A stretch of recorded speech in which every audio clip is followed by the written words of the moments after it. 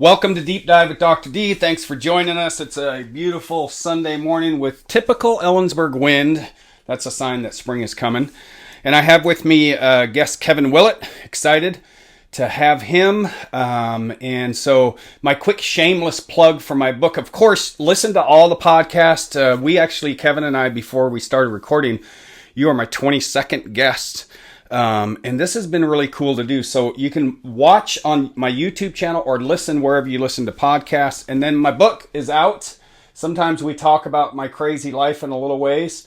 Grit Over Shame. It's available wherever you buy books. That one is yours, my friend. Thank you.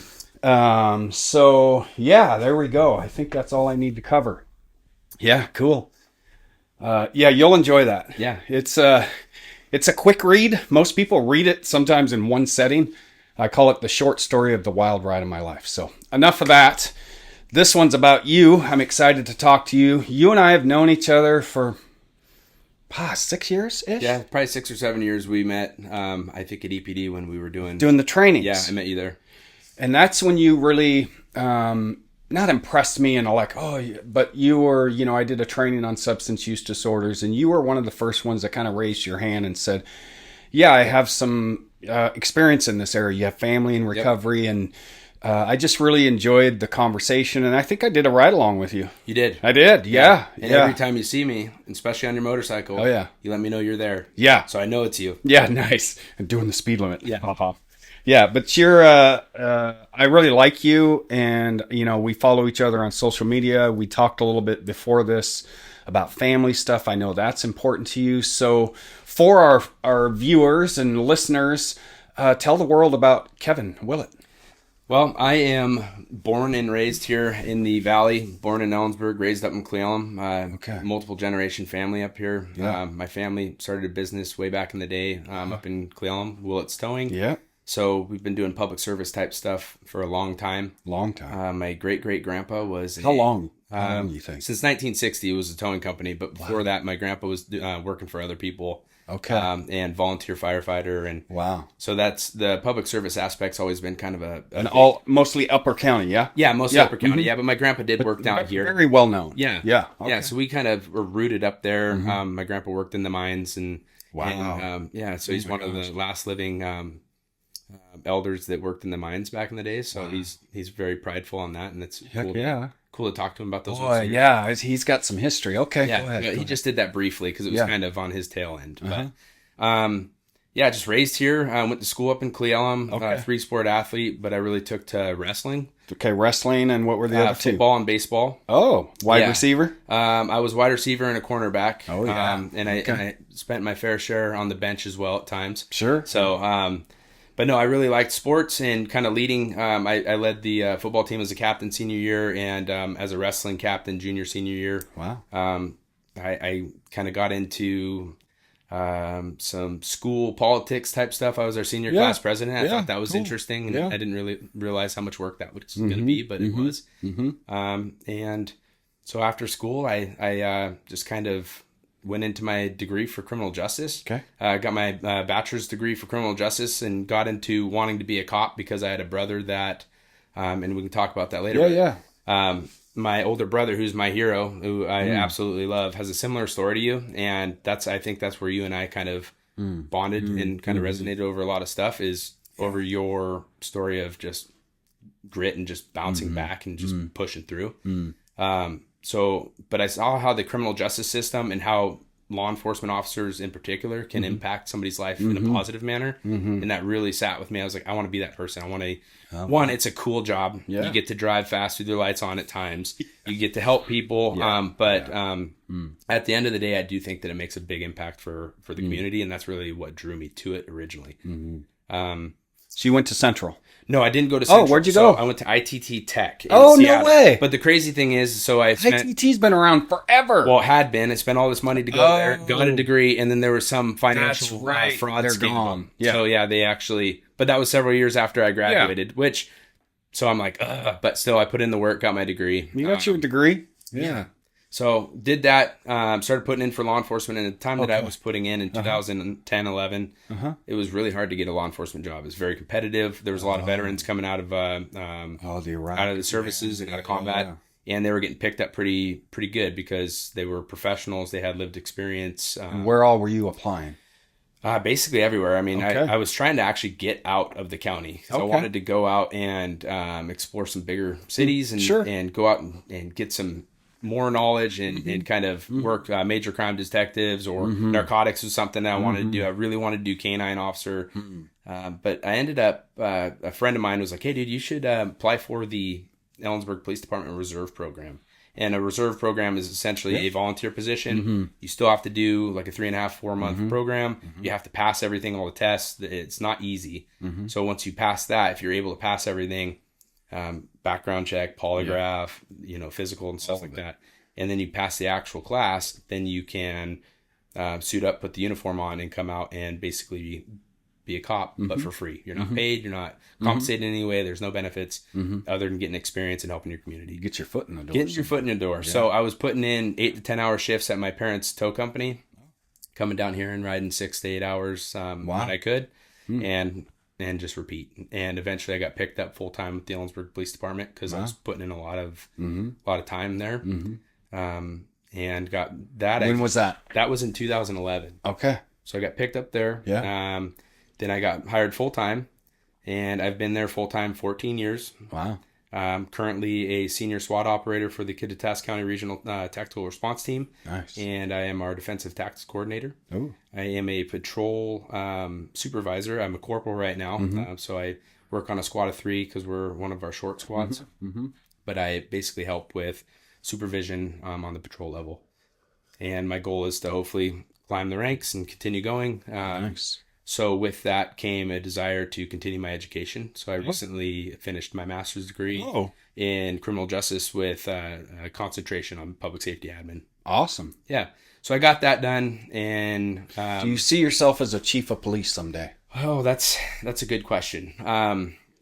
That's a very specific role that has to tailor there's a lot of politics that go into that, and a lot of, I really enjoy patrol and kind of the nitty gritty of the job right now. But I could see myself going into a sergeant position first, dabbling into captain. Certainly, and if I'm successful there, and if I kind of get my feet underneath me, I think that a chief's position would be great. So I just wanted to mark this here now when it happens, because I believe that it's going to happen for you. I actually had this thought this morning when I was thinking about you. I want to be one of the first ones you go, yep, David was right.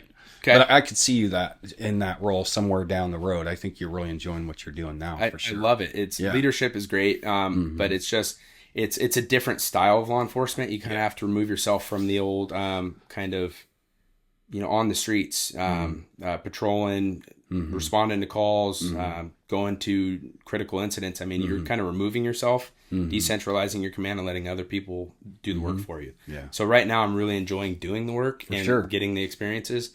But yeah, I mean, administration, police chief, maybe even sheriff, throw my name in the hat down the road. Sure. But I mean, there's a lot of good dudes at the sheriff's office too that I think would be great candidates for. So tell us about your family. So my family, just blue collar, hard workers. They love, we're hunters. We love to be outdoors. I was raised around motorsports. My dad loves to snowmobile and ride quads quads now because he's older, but he was a 3-wheeler racer back in the day. Nice. Loves his motorcycles. I think you and him would get along well. Okay. I know you have an Indian, right? I do. He's got a Harley that he polishes every weekend basically and sits underneath the cover and rides it every once in a while and stares at it. So awesome. Mom is from the California area, moved up here with her family to work at Shoemaker up in Cleveland. Oh, wow. And they actually, my dad and mom met kind of early on in life in 1920 and were friends, and then got married and had me. Yeah. And lucky them. You and your brother, other siblings? So my brother was from my mom's first marriage. Okay. Yeah, so he's my half-brother. Yeah, cool. But he is my best friend and my hero. And I think if we can get into that later, just of why I kind of took into the law enforcement position and why I think recovery and a desire to basically be patient with people and consistent with people, I think in this job is huge for people's recovery and benefits the community. Super cool. So married, kids? Not married. I'm getting married. Engaged. Oh, okay. Yeah. So I'm engaged right now, getting married soon. Cool. Cool. I brought 2 of my own to the relationship. Okay. And my fiance brought 2 of her own. So 4. Yeah, we have 4. You guys are busy. Yeah, one more. We'll have a little basketball team. I think we can travel around, make some money. Nice. But yeah, we are definitely busy. And we were talking a little bit before we started. All the kids are in wrestling, some kind of sport. You guys do a lot of different things. Nonstop. So we got 3 in wrestling right now, 1 in gymnastics. Our daughter's in gymnastics. She's doing well with that. Cool. And, I coach wrestling for the Clayella Map Miners in the Upper County. Yeah. We're 5 to 14 years old. Busy. And we have like 57 kids right now. And we had a tournament yesterday. They did extremely well. Yeah. We had 25 kids medal at the tournament, which was fantastic. Wow. A couple tears, but most everybody won and lost with grace and had a good time. There's a lot of smiles. Parents all had fun. So that's kind of what we're going for right now. Super cool. Thanks for the intro. And I have to ask, I just had her on a couple episodes ago, Tatum Pine. Yeah. You know of her? I know the Pine of her. family? I've never actually met her, but Yeah. I've heard, so she did some instruction for our club team out at the Glon's shop recently. Yeah. And I heard nothing but good things about her. Her family is deep wrestling. Her brother, who I met her through, he graduated from Central, the Pines. I mean, just like rich history with wrestling and super cool. Yeah, I think there's a direct correlation between wrestling families and like just hardworking, just you have to be just gritty, down and dirty, awesome people. Yeah, super cool. Well, thanks for the intro. That's super cool, and I want to share because you've said it a couple times about your brother, and I don't know if I ever shared this with you, but my older brother will always be my hero. I'm actually excited. He moved to Arizona this last year, so we're going to see him this month. And he's always been there for me. When I was going through my stuff, he was the person always there. And it sounds like you were that person for your older brother. But I think having older brothers, that's a big deal for us, right? That we always look up to them as a guiding post, and even when they struggle, because my brother struggled with life and things along the way, but I think we have that strong common bond. Yeah. And I think really when I met you and you put on that class at EPD for us, and you were talking about your story and kind of giving your story, and the thing that I liked about you, it was like it wasn't a watered down version. No. I like people that are like, hey, here's me. And here's why this happened and here's how I fixed it. Yeah. So I really enjoyed that. But then I was like, well, I have a similar story. And that's kind of why I got into law enforcement, is because I see the good that this position can allow us to do and the impact it can have. And that's really, when you were telling your story, I was like, man, I resonate with that. Yeah. So that's why I kind of enjoyed your company and was excited to come on the pod with you. Yeah. I always say, my relationship with law enforcement for me has actually always been good. Even when I wasn't one, I didn't run from cops, and, if I got arrested, it was like, yep, I'm busted. And I would get pulled over and like, yep, you got, and that's just, I'm afraid of, alas. And you might remember this. I remember back of the seat conversations with law enforcement. I remember, I can kind of visualize it now, whether it's an actual memory or perceived, but, cops looking in their rearview mirrors, we're driving to jail going, dude, you can turn this around. Yeah. And those were impactful for me. Yeah. You guys are in a position where you can and do help a lot of people. Like, I have friends in this community who are in long-term recovery, who actually, a couple who are like, oh, I'm excited you're going to have Kevin on because you help them. Yeah. Whether or not they, anyway. So yeah, you are in a position, and I know you and many of our officers in the city and county help a lot of people. Yeah. And I think one of the biggest things about being from here is I know a lot of people. Yeah. So a lot of these people that we come in contact with, especially our locals, and that are in active addiction, or they're trying to recover, they're just having a struggle. When you have that conversation with them, I tend not to take a kid glove approach to it, because I'm like, hey man, like I watched you grow up, or I grew up watching you play sports, or reading your name in the newspaper. You come from a great family. Like, you can do this. I know that you're capable of it, but you got to want it. And a lot of times people start saying, oh, here's the excuses why I can't. Sure.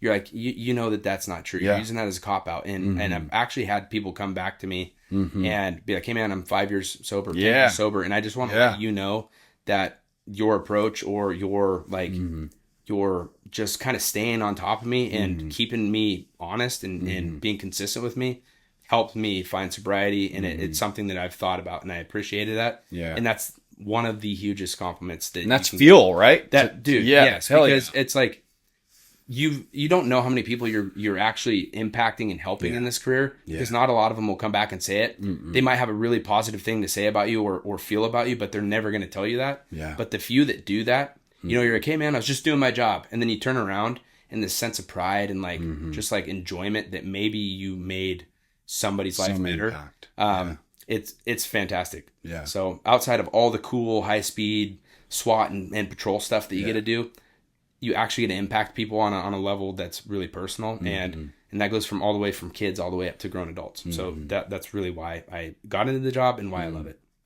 I was the last training I did in 2006. I had returned to use and was in a mental health crisis in this town, and I'll never I couldn't remember at the time, but I was talking about it in the training that, I'll never forget an EPD officer coming into the little place I was living in and getting down on his knees and eye to eye. I get a little emotional, and just being human with me. And Ray Cedeno was in there, and he said, that was me.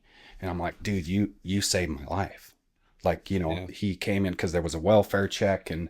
And so I always like to recognize the impact, the positive impact law enforcement, because you guys see the negative all the time, right? Yeah. You don't, like you're just saying, you don't always get to hear about people that turn their lives around. Yeah. Not because it's bad, not because they're, whatever. They make their change and they move on. They're just shooting forward. Yeah. So it's I'm good that happens for you. Yeah. And real quick, Ray is a absolute stud of a police officer. Yeah. He's a great sergeant, great human. Yeah. And I'm glad to hear that. But he's done stuff for fellow officers and for the community for years. I mean, and it's crazy because every officer has those contacts or has done that for somebody or multiple people in their career, and maybe just haven't heard about it. And it's nice when you hear about it, you're just like, okay, that's I'm doing my job. Yeah, exactly. Yeah. All right, let's dive into a question. Cool. This has been great just with the intro. So as a police officer and a family man, how do you define integrity, and how has that definition for you evolved over the years? Cool. Well, integrity and I have had a really good relationship in my career. Professionally speaking, integrity has never wavered. I love this job so much that I take it very seriously. We're bound by policies and procedures that we need to adhere to. We learn those right off the bat, and we stick to those, right? I mean, that's kind of our guiding light within our own community and our own police department. Obviously, state law, federal law, following the Constitution, state and federal. Right. That all kind of guides who we can be as police officers. But also there's kind of that moral aspect and that approach to where you kind of put yourself guided, like how you are as a person, into the job and into the uniform. Absolutely. So that's kind of where I've came with my approach to law enforcement is staying within those bounds that I'm lawfully have to, but using those to guide me as the officer that I am. So I think with integrity, it's mostly doing the right thing when no one's looking, and that's when you're taking the witness statements that maybe you didn't necessarily have to, but you're building your case better, or you're getting the information that is probably going to actually make it to where you don't have a probable cause to arrest somebody, to where you're like, hey, I'm going to keep following up and get the information that the totality, no matter what. Yeah, no matter what. So I don't have a case here to arrest this person based on this information because I went the full gamut and I gathered everything. I mean, at face value, maybe I could have arrested this person with the information that I had from these two people, but then I came over here and I followed up and I did more thorough police work, and I found out, hey, what they were saying wasn't in fact what happened. So I think for integrity, as far as a police officer goes, it is just maintaining the scope of your lawful authority and doing the best job that you can throughout the whole process.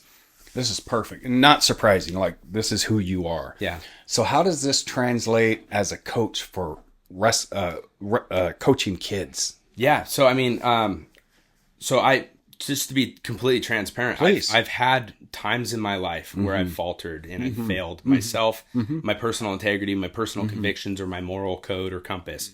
And those things at that time, I felt Like I was like, man, this sucks to be this person, to fail on this level, or to let myself down, or let family or friends down, or to be a person that I necessarily didn't want to be, or that people didn't think that I was capable of being. And I think the best part about life and about being a human is just that you can have that lived experience and you can come back from it.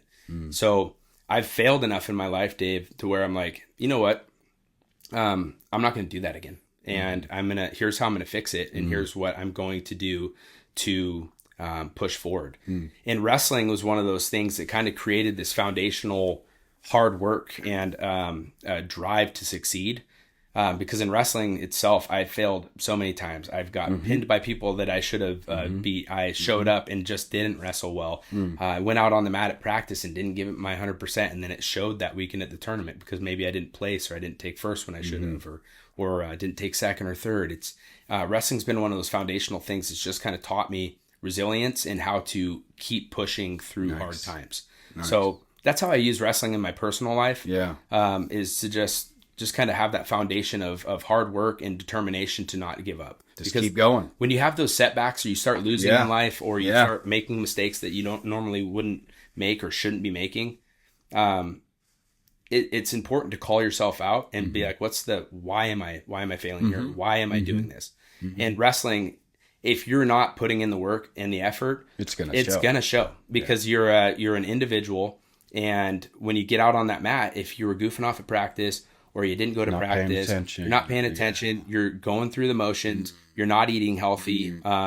You don't have a team to kind of pick you up. It's you and the other guy. It's going to highlight, and it's going to be there. So for me, wrestling's been kind of that foundational thing. It's like, hey, like this is on you. And that's, I think, directly correlates to like your personal life and your professional life. For you as an officer. For me as an officer and as a human is like, if I'm not putting in the work on myself, it highlights the day of the match.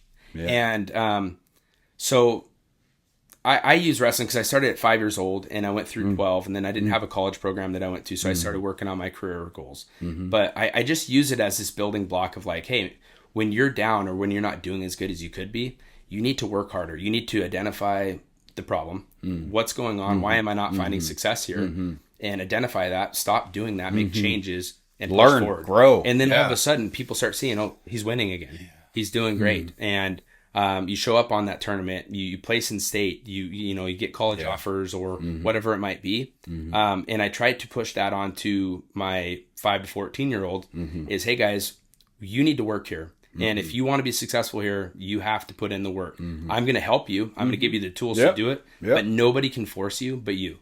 And that's kind of what I found in my personal and professional life is same thing. Is when you are, when you're wavering and when you're kind of falling off, it's because of you. It's you can point the finger at everybody else, but realistically, if you control yourself and start working, you're gonna bounce back. And that's why I like wrestling. Is it's just does not allow you to slip. Like you have to put in the work. And so where does this is great. So where does this come from for you? You have this real innate, authentic, deep desire to do well. Where does that come from? I think I'm driven for success from my family. They were all very humble servants, and they were all successful. And they all just worked their asses off, and all the time, nonstop. What year were you born? 87. 80. Yeah. Oh, okay. Way back in the day. There was carriages and restaurants. So 87. So, we didn't even have carriages. Go on. Yeah. So born in 87, raised in the 90s. The 90s rocked. I loved it. It was great. But my family just worked their ass off. But you had models, family. I had family. Showed hard work, dedication, perseverance. Yeah, my grandpa and my dad worked nonstop all the time to give us a very fantastic life. We have a lot. But you're also you're cool. You're a good guy. You're easy to talk to, right? There are some people who work, and it's like, oh gosh. Where does that come from? The personable, the able to communicate. I've always been kind of a extroverted type person. Like I just enjoy getting to know people, and I think this job's actually helped me develop that. I've always liked to talk. I've always been a talker. I was a class clown. I actually wish I would have paid more attention in high school, but also a class leader. But also I think the gift of gab of just being able to use humor and talk through things has always been just kind of one of my strong points.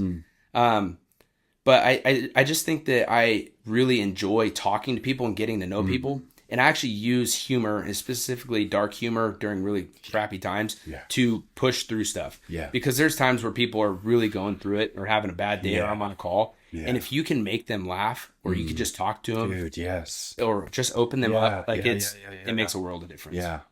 I guess we have that similarity in that my family, I've lived a crazy life, but one thing we always had was humor. And some people would look at the humor and go, why are you laughing at that? But sometimes it can help keep you going. Yeah. Right? That someone might look at why you're laughing at this crazy situation, and I'm just like, well, you know what? I'm just trying to get through the day. Yeah. Yeah. Yeah. I'm actually dealing with some stuff right now, but laughing helps it. Like, And I think that when you bring that into other people's lives, when you're like, hey, I know you're down, or you're obviously having a tough time right now. How can I make this better? Even if it's for a couple minutes. How can I lift you up? How can I lift you up a little bit? Yeah. Super cool. Yeah. And I think that, another thing, if we got back to my foundational of how I became kind of the way I am, is like I talked about my brother, and I continue to talk about him because I love him to death, is that he was the straight A student. He was the dude that had the friends. He had the good looking girlfriends through high school. Gosh. He was a state champion wrestler. The guy was an absolute beast. He was a stud. Got onto the cross country team. Did well there. Killed it. Everything he did, he's good at. And that's my brother Bob. Same thing. Yeah. And I was not. Like, I was good at stuff. I was decent at stuff. But I really had to work for it. Yeah. He's just natural. Yeah. So all of my life, I was kind of in that shadow. You had this bar that was up here. Yes, this dude. And I'm looking at it, and he's just successful and doing well. And I'm like, I want to be like that. I better put in the work. Yeah. And so I started doing it, and I found my own successes. But I really do, from the kind of grit of it, if I'm looking back at it, I really attribute a lot of my success and hard work and kind of how I'm driven to watching him move. And plus, he used to beat the crap out of me when we would be at home a little bit. I mean, he wasn't a bully, but if he wanted to, he would manhandle me. And that, I mean, as a boy or you're growing up, you learn how to be tough when your older brother's strong arming you. Yeah. So same thing, Bob, my brother Bob. I'm going to send him the link to this when I get it, because he was the star athlete. Yeah. He would fucking everything, dude. Like golf, tennis, basketball. You could football. Go bowling and he would beat 100 he'd be like, I'm acing that. Yeah. And I did wrestling. That was the only sport I did, but I had to really work hard at it. Kind of, I was able to get good at it, but same thing. That's really fascinating. We have those similar lines with our brothers. All right. Thank you for sharing all that. Really, this is a good one. Like, we're supposed to be in each other's lives, I think, at some level, because we have so many similarities. So the next question is, from where you sit, and personally, professionally, just overall, what do you think people most misunderstand about addiction and the path to recovery? So I've dealt with tons of people in addiction, drug overdoses to include. I've saved lives, brought them back. I've watched people die. I've had children die in front of me, or investigated those controlled substance homicides. You run the gamut. I've dealt with it, and I'm not the only one. All of our officers are doing it. But personally speaking, I've seen it. I've seen what addiction does to people. I've seen how families deal with it, and it's a rough go. I think the thing about addiction is people would always be like, oh, addiction is a disease. And back in my earlier, younger, not as educated life, I was like, no, it's a choice. Addiction is a choice. Yep. And as you start like really getting into it and dealing with these people on a level to which it's kind of personal, and you're seeing it personally. You're watching people die. Yeah. You're contacting people sitting in their car at 3 a.m, passed out, with a torch in their lap. They're scratching scratch off tickets at the 7-Eleven at 2 a.m, drinking Monsters, and they got a pipe next to them. It's like, you see all this, and I guess that it's just, they're just having a human experience, and they're trying to figure some stuff out. And what I've found is that a lot of these people that are going through this, if you really talk to them and you really break it down with them, there's a root of why they're doing this. And a lot of it is, in my professional opinion, is there's some sort of trauma or something that happened in their past that they're self-medicating. Yeah. And we will never arrest our way out of this problem, in my personal opinion. And originally I was heavily, and I still am, I still arrest people for Yeah. drug You do your possession, job. especially for the drug dealers. Mm-hmm. But early on, I was arresting a lot of drug users, passing that information on to our detectives so they can go after the dealers, obviously. Yep. But I think that a lot of people think that it's just a choice, or that people enjoy using the drugs, or maybe they're just having fun partying. But if you really talk to people and you're able to break them down and be like, hey man, like, why are you doing this? And if they're going to be vulnerable with you, it's going to be like, well, I lost my mother when I was a child, and my dad abused me throughout the entirety of my childhood. And I just never was the same. And using fentanyl pills every day helps me forget, or heals the pain. Or how many times I've had people be like, I was a businessman, I had a family, I had everything that you wanted, but I got in, like, let's say a motorcycle accident. I hurt my back, and I got on pain meds. Well, pain meds went away, and I started getting street stuff so I could self-medicate. And you're like, you're watching this person who in every sense of the word was doing successful things. And then all of a sudden they're like, and then I started using pills. I started running out of money. I was missing work. I was missing appointments. I was not with my children as much as I want to. And now I'm here. So you've seen the reality that it affects everyone. It affects everyone. It's not just one demographic. No, it's a huge fallout. And a lot of people are like, oh, these tweakers, they're ruining our town. They're ruining this community. It's like, well, sure. There are some people that are drug addicts that are also going out and breaking in the cars, breaking into houses, committing crimes. There are. And those are the people that were, me personally speaking, that I am interested in intervening with and interdicting and making sure that they don't. Specifically people that are dealing or hauling the drugs, distributing throughout our community. Like I'm coming for you. And there's multiple hard charging deputies and officers in this community that are coming for you. But for the people that are actually struggling with addiction, that are using for whatever reason it is, there's resources and help out there.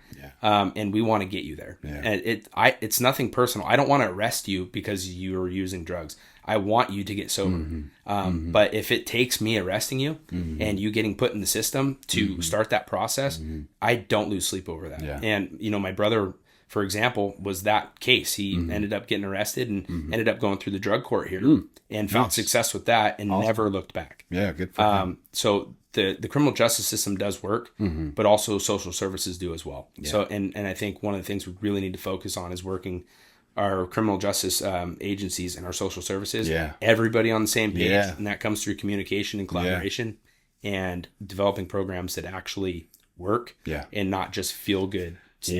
And on my almost 25-year anniversary of living in this county, I've always, since 2001 on, been impressed. As a more rural county, we've been on the forefront of doing some really cool things. Ed Button in our jail, oh my gosh, doing phenomenal things on, hey, if we've got someone in jail, let's get them some resources to do what you're talking. Let's treat the underlying causes so that we can stop that cycle. Because you are absolutely right. Here you are, longtime law enforcement. I didn't say anything.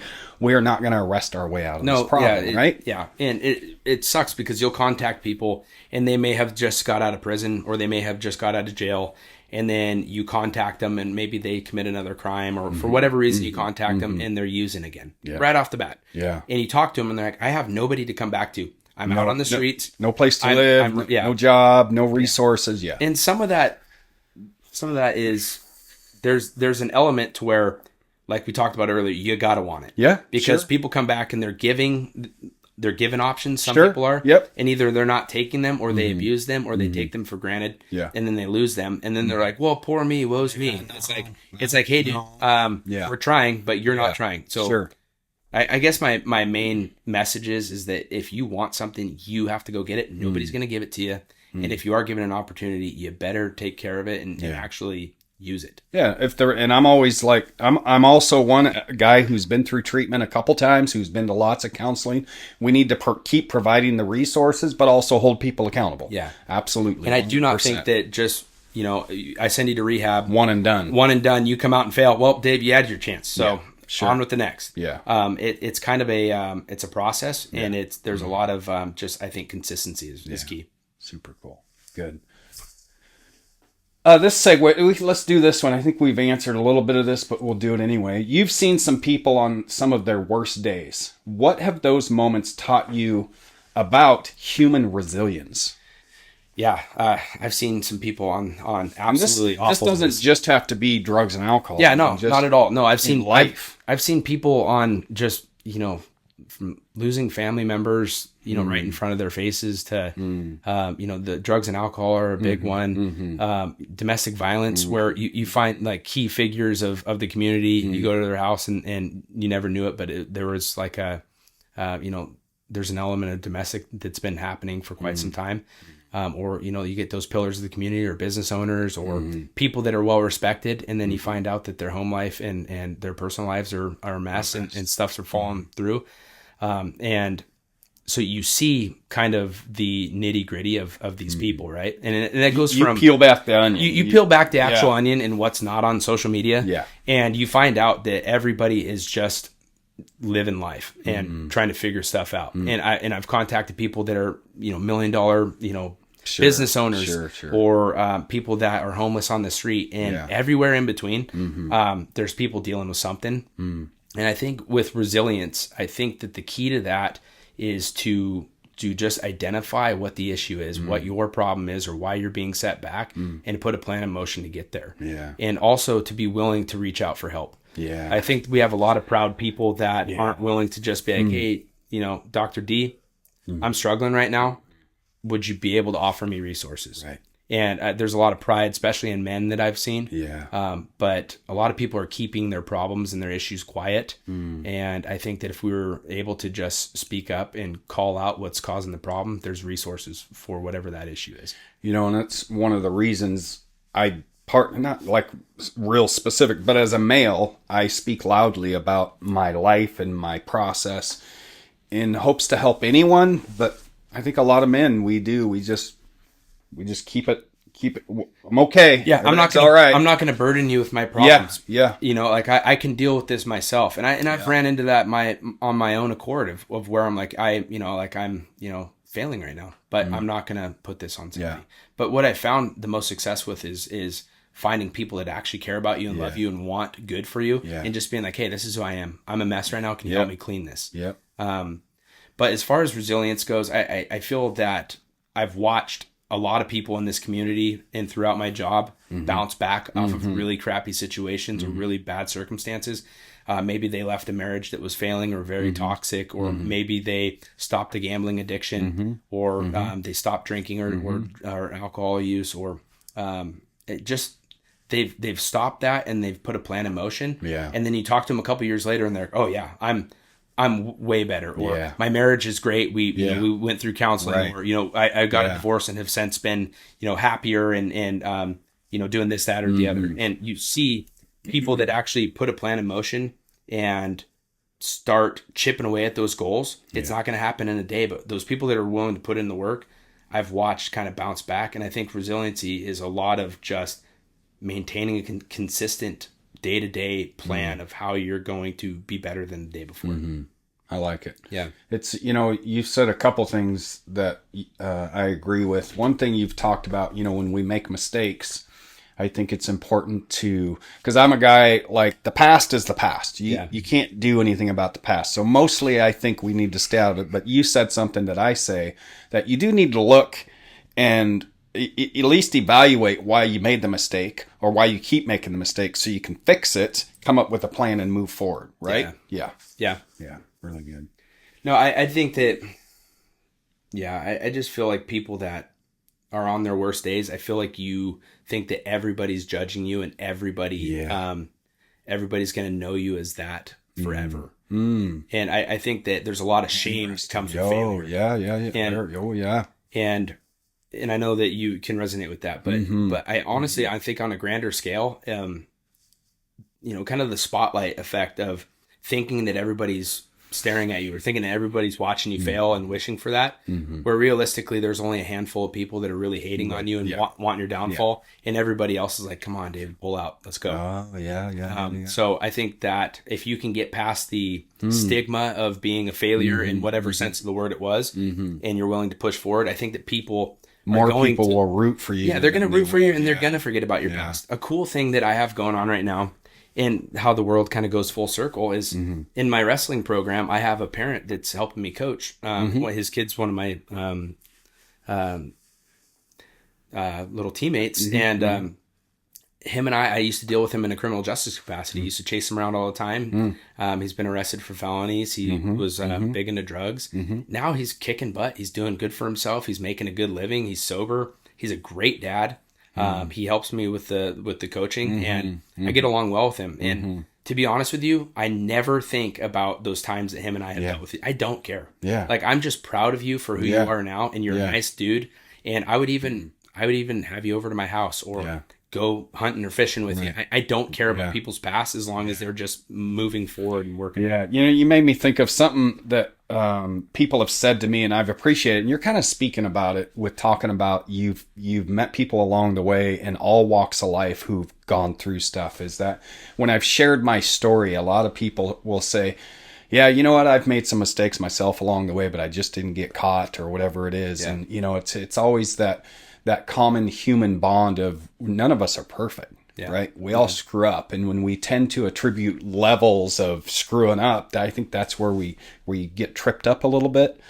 Certainly, I wouldn't want anyone to go through the things I've gone through. I say that to college students on campus, but we're all going to falter, right? We're all going to... And we all have. Yeah. And if it's not out in the air, and if it's not well known, like you're not on the police blotter, right? You're not on social media, you're not at everybody, the topic of everybody's conversation at the local dinner table. Yeah. But everybody that's sitting at that dinner table that's talking has also got stuff going on. And that's what is crazy about life, because you have people that are really, really, really judgmental, and that are throwing stones and shade at people.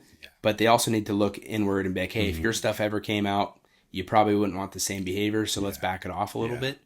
And that's honestly what I try to bring into this job, is when I'm contacting people, whether it be, like the domestic violence situation where, somebody that's, in all sense of the word, a pillar of the community, or they're kind of respected in the community, they faltered and something happened. Like, I have a job to do. It's nothing personal between you and I. But you're under arrest for this. However, I'm not judging you about it. I'm not going to go post about it. I'm not going to talk to you, my friends and family, about this. This was a decision that you made. Let's work past it professionally, and then it's on to the next. And I just think that a lot of people would benefit from just being like, hearing information about somebody, or seeing somebody that's down, and rather than kicking and pointing and laughing, just being like, man, that really sucks. I hope you pull out of it. But I'm going to mind my business over here. Perfect. See ya. Very good. Okay, we're going to roll into the last question for you, then we're going to go into our closing questions. Okay. So in a profession that no one would argue, it carries pressure, scrutiny, and a lot of responsibility, how do you personally stay grounded and centered? So when I'm not working, I try to stay away from police work and law enforcement and anything that has to do with the job. Okay. I limit myself to the amount of law enforcement friends that I have and talk to, just because I don't want to share war stories or talk about work on my time off. I just find hobbies or enjoy hobbies that aren't work related. And I like to do those. I like to hunt. I like to be outdoors. I like to do backcountry type stuff and camp in tents and be dirty and smelly and bloody and all the things that come with hunting. And I like to bring my kids along with me. I enjoy camping. My fiance and I enjoy road trips and going and seeing cool stuff. We spent a couple days up in Banff last year, which is amazing. Sweet. Have you ever been there? No. It's gorgeous. Okay. Every lake is cool. The people up there are great. The mountains are awesome. Just finding hobbies that I like to do and just kind of go and relieve those stressors, because there's some dark things that officers see. And I think that if you're not out at least getting some of that light that the world actually has, then you're going to succumb to the kind of the evil. But realistically right now, I don't have a lot of time to go out and do stuff or find like different hobbies, because I'm too busy being a dad, a fiance, and really coaching, dude. But those are huge, right? Those because are when huge. you're coaching, you're not copping. Yeah, one of my favorite things is being called coach. Like when a kid comes up to me, like I'll be at Safeway grabbing some food or whatever, and a kid comes up and says, "Hey, coach," and like pats me on the arm, and I look and it's one of my kids. I'm like, dude, I love it. Or you see him 5 months later and they call you coach. It's like, what a great feeling. And you'll always be coach. And I'll always be coach. And I remember my coaches when I was a kid, and there were some great coaches. Yeah. And there were some coaches that, weren't so great, but I still learned something from them. And kind of what I've been taking in is just like learning something from everybody. And especially as a supervisor in law enforcement, kind of picking at positive attributes that you learn from other people, and taking those as your own moving forward in this profession, but also seeing the stuff that maybe you didn't resonate well with, or you think, I wouldn't want somebody else to feel that way when I talk to them like that, or when I handled a situation like that, and to make sure to not have that moving forward. But coaching is rad, and I love it. So you have really, what I'm hearing, and it makes sense because you really put things into action, is you have true work-life balance. Yeah. When you're at work, you're working. Like you're all in. I have no doubt about that. But when you're not working, you're not working. I shut it off. You're all in on your hobbies and your family. Yeah. And has that ever, and because you see the dark stuff, is that ever a struggle with certain situations? I guess give me an example. Like, I don't know, you see a murder victim, or you're on shift and you go to a really chaotic domestic violence. Is it ever a struggle to shut that off? Yeah. Yeah, especially when you see people victimized. I've seen children at scenes where their mother's deceased and they don't recognize what's going on, but you just know that their entire life just changed. And or somebody burning alive in a building, and there's nothing you can do but sit there and try to get fire on scene and try to get them the fire out. There's stuff like that where you see that and you deal with that stuff. It's really heavy.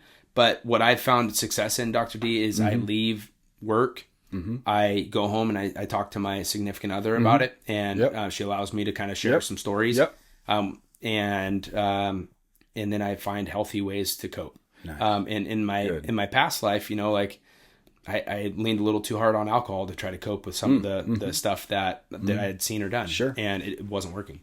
So I cut that way back. Good for you. And so, but I didn't realize that was a coping mechanism until I was like, wait a minute, this is not good. So now what I will do is if I see something bad, like I had a super busy weekend last weekend, really busy. We had some dynamic cases and stuff went on, and you just go home, reflect about it. And I like to kind of think what I did good, what I could have done better, and do some takeaways from it. Yeah. And then that way, if something happens in the future, I kind of have a better game plan on how I'm going to address that. But I heavily focused on just developing my children and spending time with them. And I don't want to project depression or, that darkness that this job can bring. So I just focus on being a good dad and just trying to push everything that has happened into my professional pocket and leave it there. And we have access to therapy, and we have access to folks at work that we can talk to if we want to. But I don't utilize them, and the reason is I feel like I have a good support system at home allows me to be just as a sounding board. It's awesome. Yeah, super cool. Good. Okay, we're almost the home stretch. Okay. So here's your opportunity. You I know you do this when you're out on the streets or even with coaching, but this if someone's listening to this or watching this on YouTube down the road and they're feeling stuck, whether in life, addiction, or just maybe, because you can speak good to this, I think, no direction. What would you want them to hear from you? What would you want them to glean from what you're about to say? If you are failing right now in whatever sense of the word, if it's something that you feel like you're failing, or your family's said, hey, you're failing, or your friends are like, hey, you're not doing well right now, I think what I would take away or give for you to take away is that it can get better. And just because no matter what age you are, I've watched people turn their lives around at elevated ages, and you just need to identify the problem and put a plan in motion of how you're going to fix that problem. And I know it's easier said than done, but I think a lot of it is cutting out the people that are negative or toxic in your life and surrounding yourself with a good support group. Yeah. But calling out what you're doing wrong and admitting your faults, I think is something that I found worked for me. Just say, this is who I am, this is what's not working, and this is why it isn't working. What can I do to get better? And just know it gets better, because I've had people that have just they just feel like they're failures or they're losers or they're never going to get better. And I've had a person tell me, they're like, I'm a drug addict. It's who I am. It's who I always will be. I'll never be anyone different. No. And I disagreed with them. We had a good conversation. Yeah. And probably 4 years later at this point, because that was probably 4 years ago, this person's kicking ass. Nice. They're sober. Yeah. They are helping others that are in active addiction, and they are making the community better because they decided enough was enough. Yeah. And they're the ones that put that plan in motion. Just don't give up on yourself. We have a short life, and this ride is crazy. Nobody's perfect. And all those people that are shitting on you or making you feel bad or pointing fingers at you or gossiping about you or talking about you, they're insecure about their own little reasons, and just don't listen to them because you have more to offer, and there's obviously a reason they're insecure and feel a reason to put you down. Yeah. So just don't give up. This is great.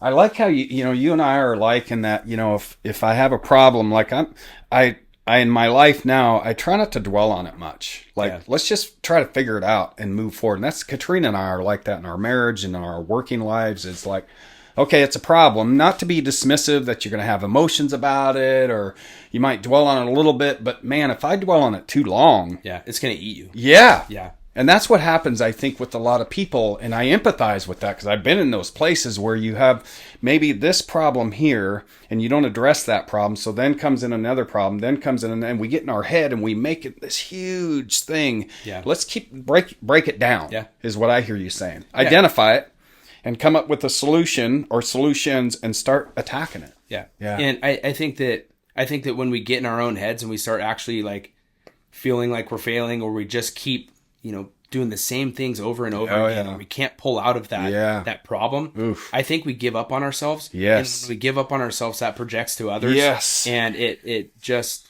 it doesn't look well. And I think that if you just trust in yourself and know that you're capable of a lot of amazing things, if you just put it to work, then I think it will always get better. Yeah. Like, see this? Yes. Like, I lived a life, like when you're talking about, I thought at some points in my life, well, I'm an addict, I'm a drug addict, alcoholic, that's who I am, that's always who. No, screw that. Yeah. That's not my identity. That's not who I'm. A human. We've talked a lot about this. I'm a human. I've tripped, I've fallen, but I can turn this around. Yep. And I'm capable of amazing things. And this talk, I think the last one, my sister gave me that sign on my wall over there that says, he believed he could, so he did. Yeah.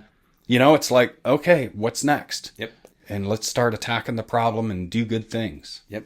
Let's put a plan in motion. Yeah. Yeah. Okay.